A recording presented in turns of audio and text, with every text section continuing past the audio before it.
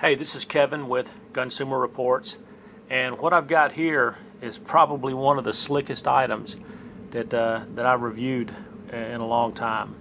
And what it is, it's the MantisX. This is just the box. I've already got it installed here on my Smith & Wesson MP9 right here. And basically, it's a device that installs on your pistol, on your rail, and there's some transducers in there. And what happens is that the transducers actually give you some feedback to an app that's on your phone, your smartphone, which you can see in this picture, and I've got mine sitting right here.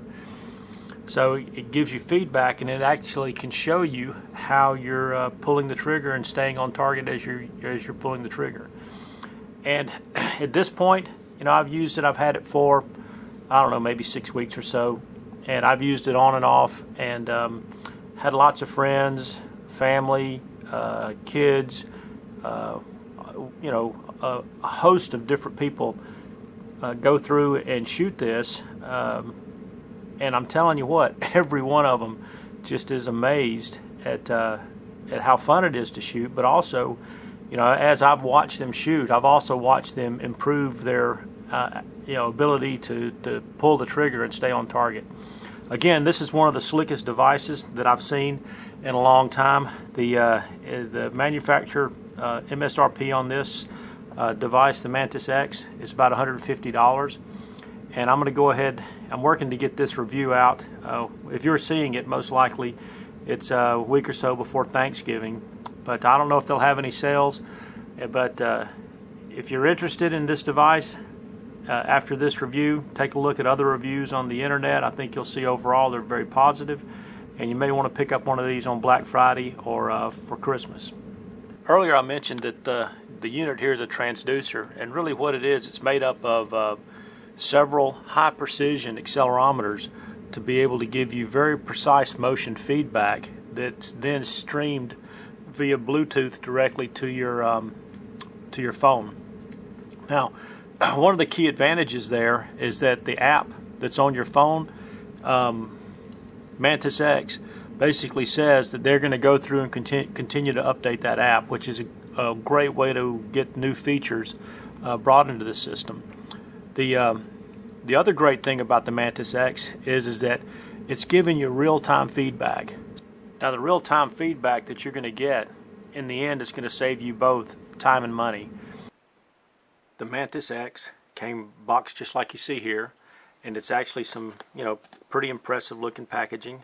That it's got a lot of description on the outside of the box, but this is really just a slip here or a cover, and inside there is the other box, which is like a normal box. The top comes off, and so one of the first things that you'll see is there's a card in here, and it's a very simple card. There's really, I guess this is the extent of the instructions.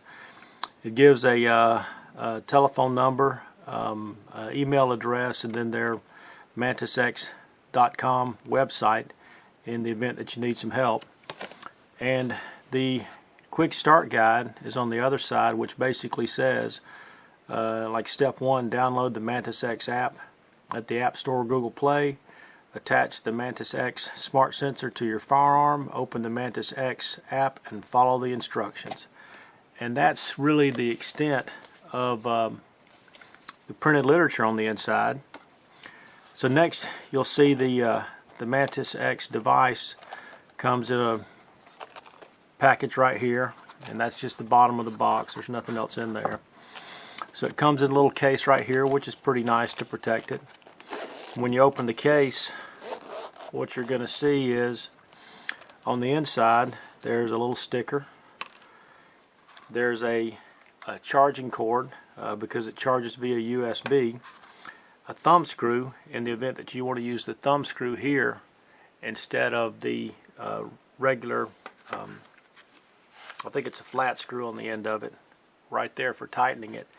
And you've got the MantisX device right here, and you can see the case again. It's pretty nice, pretty well padded. Place up here at the top to tuck your USB cable or your screw in if you want, but it's all good.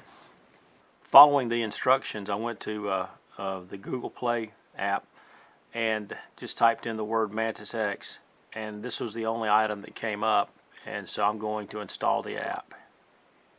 Now it's going to take a few minutes for the app to download. The app's actually 54 megabytes, so it's still downloading, but just give it a minute. Once the app was through loading, I went ahead and opened it up, and I had to go through a sign-in phase. In my case, I went ahead and used my Facebook account. So I signed in through there, and then I came up to a screen here which now says to get started, press the button on your MantisX hardware device to turn it on. Once the green LED is blinking, press the connect button in the app to connect the app to the MantisX device. And so that's the connect button right there. And what you're going to see here is that's the button right there that's going to be on the device. Now step one was really just to download the app and install it. Step two is actually to attach the MantisX device to your firearm. So in my case right here, I decided I'd go ahead and give it a try on my Smith & Wesson M&P 9L. So I also went ahead and took out this screw right here that uses the screwdriver flat on it, and I'm going to switch it over and use the thumb screw for now.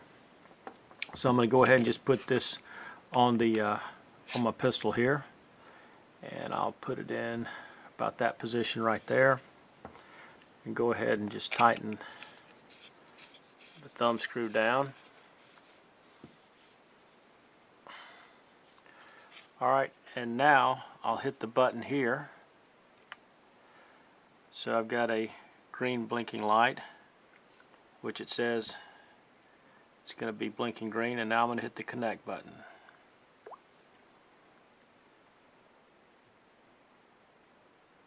And it says allow MantisX to access this device's location. You can hit allow. So it came up with start MantisX introduction course. So I'm going to stop right here. I'll go through the course. This is the first time I've actually powered it up, but I wanted you to have a first-hand feel for at least getting this far. Alright, so my first impression is that I went into the training mode after it started up, and I had to select a couple of options just real quick to let it know whether I was doing live fire or dry fire, and also the right hand or left hand, and the orientation. I believe that the transducer here, or the MantisX device, was installed. And after the 36 shots, I ended up scoring an average of 92.5, which to me, I don't know if that's good or bad. I'm believing that that says it's pretty good, and I'm not saying I'm a good shot, because I actually did take my time and tried to mess around just a little bit with seeing what it might do. But my immediate impression of this right now is this is an awesome device, because as I was going through shooting and getting some scores, like in the high 80s or whatever, it was giving some recommendations down here in this area on the screen of what you could do different to shoot better, or what you might need to consider as far as how you're pulling the trigger or holding the pistol or the firearm. Anyway, first impressions after 36 shots, I was very impressed with it. Alright, I'm going to make an attempt to show you here on my smartphone some of the features of using the MantisX. And so first of all, if you want to connect it with your the device, you'll press this button on the bottom. I've already pressed it, and you can see that there's a green light flashing right there. So once you do that, you should lay your pistol down or whatever you've got it on so that it's not moving, and hit the correct connect button, and you'll see it's going to go through and actually connect. The battery life on the device, I think, is 12 hours. I've charged it up one time. I've gone through and shot the device both live fire and dry fire, most of it, a good majority of it dry fire, over 1,000 shots, a bunch of different sessions, and I still haven't had to charge the battery. So it seems to me like the battery life is good on it. So when it comes up, you know, and I'm not going to go through all of the features because there's a lot of capability in here, but I'll go through to the open training bar right here. I'll click on that. You'll go through and you'll select what the mounting position is. Like in my case right here, you know, it's mounted on the bottom of the rail here, and there's a forward or back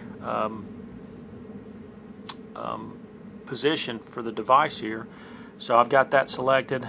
Right hand is I'm going to shoot it with right hand, and I'm going to be doing dry fire. So once you hit start, it comes to a screen right here, and I'll go through and make a couple of shots here, and what you're going to see is you'll actually see the scores coming up. 97. Alright, so that was a 97. 92. 92, and you can hear it. 86. Alright, wobble it around a little bit.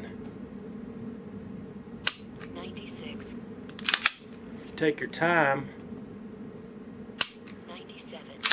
You can see you can get some pretty good scores. 96. Okay, so 98. alright, so what I'm showing you is, alright, so that was 7 shots. So it's keeping up with the number of shots, and this is just one screen that it shows you. There's several other screens that it's going to give you data. Another screen is this one right here, which for me, I'm struggling finding that there's a huge benefit to this, but it does graphically show you, I think, where your average is, and that's that dashed line right there. And then it's going to show you how you're deviating from your average. So you can see this one shot in here where I shot 80 something, and you can see the other shots where I shot higher. There's another screen here. Let me see if I can swipe it over. Alright, so this screen actually shows the movement of the pistol while you're pulling the trigger, or during the whole event. And you can go through and you can look at it for each one of your shots. So you can see, like, this one was one that I scored at 96.6. Let's see here. Where's the highest one? So there's a 97.8. And so the blue on this graph, if you can see it, I'm hoping it comes out blue. The blue represents prior to you pulling the trigger. The yellow represents while you're pulling the trigger. There's a small white X in there that represents exactly when the trigger broke, and the red is the movement after the trigger broke, or the hammer went down, or the firing pin striker went forward. So it's actually graphically showing you, how the gun was, how it was pointing during all those events. So if you look at this one right here, which was a 97.8, and you go over here and you look at this one right here, and you see it's 86.6, you can see how much more movement was occurring. Now, I've had a lot of different people shoot this thing so far, and some people who've never shot before, which was very clear. And it is possible to get a 1 because I've seen people do it. With most of the people who shoot this, very quickly move up, 10 to 15 points from the time that they actually start, the first time they shoot it, until maybe 20 shots later. They already are increasing their ability to pull the trigger and hold on target. Now, one of the things that I did, there is a feature that you can go in there and you can have it actually call out the whatever your score is for each shot, and I went ahead and activated that so I wouldn't have to look at it every time. I'm going to go into the history settings, and so you can see at this point I've gone through and put in it says 1,079 shots. Actually, I've put in more than that, not a lot more, but I didn't realize it was keeping up with the total, and so there were times where we were goofing off, and then I just erased whole groups. But I'm going to scroll down here now on this screen right here, and what you're going to see is that on this particular event right here, which is 6 shots right there, those were today. This is what I did just a minute ago on video. And you can see once you store a string of shots, you can see I've got a string here of 6, a string here of 5, 9, 44 shots is a string there. And I clicked on the one with 44 shots. I'm going to go back just so it's clear. I can click on that whole string and I can see all the details for those shots in history. Now, this was probably me sitting there, just while I was watching TV, kind of playing with it and shooting and trying different techniques, left hand, right hand, one hand, different things. But on this screen right here, for example, if I'm curious what's causing me to make, for example, this hit the back button, this type of pulling it to the left shot right here, it goes through and it gives suggestions of what you're doing, and also a suggestion of what you can do to help mitigate that problem. So I find this screen very helpful because it shows kind of pictorially where you're consistently having shots that aren't, we'll say, right in the dead center. Again, there's this graph. You can go through and you can look at each one of the individual shots.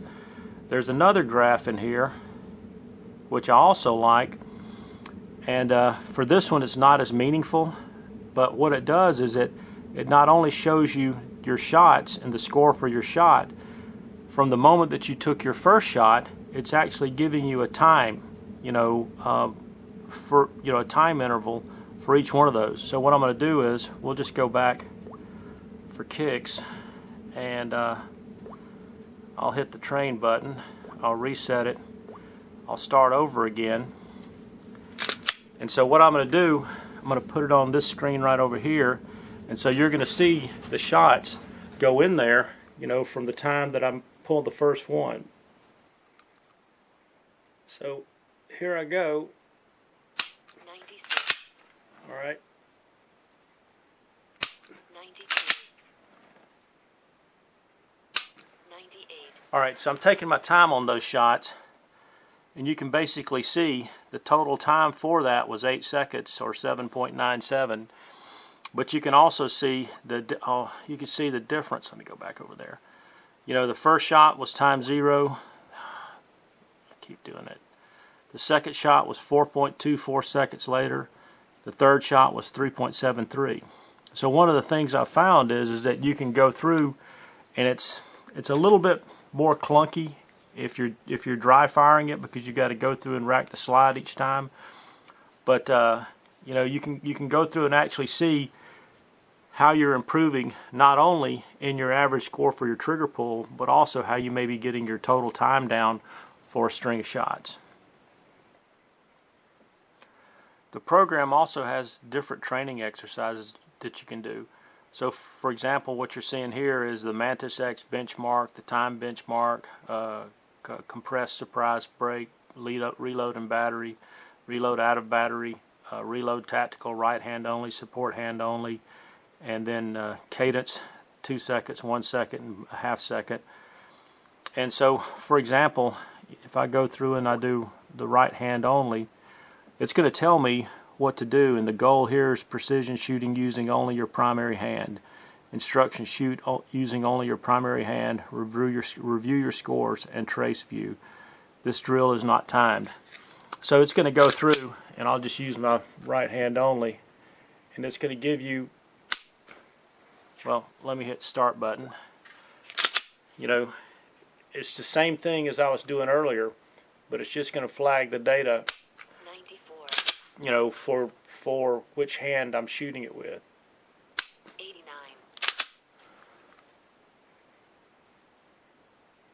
96. Okay, so again, now what's going to happen is that I'm going to show you the benefit of this. So I'll hit stop, I'll go to my history, and so you'll see, oh, this was one of the groups that I shot with my primary hand only, and you can see the score there. If I come down further in here, let's see here, open training.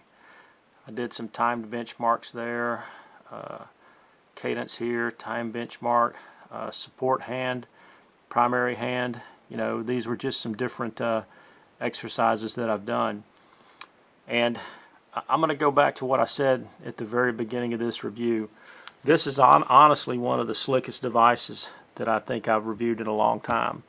I mean, I'm an engineer, and being an engineer, I just have a lot of issues as far as wanting data and detail. And let me tell you, this little device gives it. And everybody who's seen it so far, I mean, they just loved it. I mean, I'm pretty sure just for my friends alone, you know, there will be several of these that are under the Christmas tree this year. Alright, so now what I'm going to try to do is just give you my thoughts on the device itself. And so I'm going to go ahead and take it off here. So I'm going to hold the button down and it turned off. I've got the thumb screw in place. Let me see if I can take it out. Alright, so I'm going to slide it off. The device is extremely small, and that's a good thing. And it's extremely light. You can see that the device only weighs 1.2 ounces, which it's not even, to me, it's really not even noticeable when you put it on your firearm. But if I say there is one criticism, is I wish these screws were just ever so slightly longer by maybe 2 threads, because I've found that that sometimes it's, you know, like with that extra gap, sometimes it's just hard getting that screw started. So I'm going to install it here just real quick on my Beretta Vertec, and you know, this is no different than the M&P 9. You know, it installs in there like that, but again, when you install it, it's like there's only about a half to maybe 1 thread that really catches before it starts tightening up. And it's hard for me to really show that. Here on the video, it's hard for you probably to see that. But again, I wish that screw was a little bit longer. It comes with 2 screws. One that's got a, it's like kind of got a pan head on it, and then this other one that's got a thumb screw on it. And of the 2, they're very, very close in length. The pan head may be a quarter of a thread longer. I don't know if you can see that, but both of them are about the same length. Again, I wish that was a little bit longer. You know, I'm not sure what else to say about it other than I just love this little device. Again, this pulling it apart here, you can see that that it will come apart, and again, I think I did that. I haven't tried to pull it further apart than that because I don't want to mess it up. Again, I think that's my issue. I don't think it's a MantisX issue at all, because it works perfectly. You can install it if you don't have enough room on your rail. You know that you can take it and you can install it turned around like this. You just need to make sure that you're identifying it that way when you go through the setup on your app in your phone. I did find on a I think it was a Taurus PT709 that we had to install it backwards like this, because there just really wasn't much room on the rail to be able to install it with the device forward. So I installed it this way, and then I changed the setting in my phone, and everything worked good. Now I installed the device back on my Smith & Wesson, and I've got it in a mode to where it's going to show a trace. And what I'm going to do is really kind of give some bad trigger pulls right here so you can see what's happening. And let me see if here. It's not recognizing that bad of a trigger pull, is it? 83. Alright, so I just stuck the gun out. So there's an 83. And in doing this, what I'm hoping that you can see is this was the motion here that I had, this blue curve prior to when I started pulling the trigger. The yellow right there represents while I was pulling the trigger, and basically it's really again recognizing this X right here, this white X, and it's saying a certain number of seconds fraction of a second, I don't know, a quarter, 300 milliseconds. There's some time before that it's saying that's the trigger pull. And then the time before that is just the motion of the gun prior to starting to pull the trigger. And again, the red represents what happens after the trigger pull. So that was one shot that was pretty bad. This next shot, I'm just going to kind of like clamp it to the table here and see if I can get one that's really good. Didn't register. Let's see here. 98. Alright, so there was a 98.9. And so I'm going to zoom in on that. And what you can see is that there was very, very little motion that occurred from the time that I was getting ready to pull the trigger and then starting to pull the trigger and the actual trigger break. Again, that particular one, I was just holding it on the table. Let me give another couple of shots. You know, that's just aiming at something two-handed. 89. So that 89.9, maybe I should put it back on the table. 89. 89, all right. Let's see here. 95. 95s. 95. 96. All right. Now, you know, in going through and using this, if you're paying attention and you're really watching your point of aim through your sights, and you see that you make a bad shot, and then it tells you that you made a bad shot, typically you can go through, and when you made the bad shot, you can see exactly how you may have pulled it. And every time I've done that, I've gone back to the program here, and it's also said, yeah, this is exactly what you did, and that really coincided with what my observations were when I pulled the trigger. I could probably sit here and babble for hours talking about this particular device, but I think you got the gist of what it is and how to use it and the benefits that you can actually get from it. I'm gonna use this a lot more, and also encourage my friends and my family to use it to save money. If you look at how much time you can actually spend doing dry fire practice with this device, then it's going to pay for itself over time. In my opinion, I think you can clearly improve your trigger pull skills considerably at a very, very low cost. $150 in the big scheme of things when you start talking about ammunition, it's not really that much in my opinion.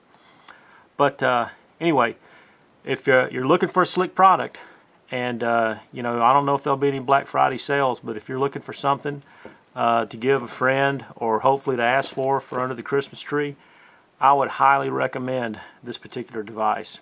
Anyway, I don't get a kickback from them. This is just, I don't get paid for doing this. This is my honest opinion. I hope that some of you have kind of seen some of my other reviews, and I just try to give an honest opinion. But again, I would definitely recommend this particular item. Anyway, if you like this video, please like, subscribe, or both, and I'll try to keep bringing detailed reviews in the future. Thanks.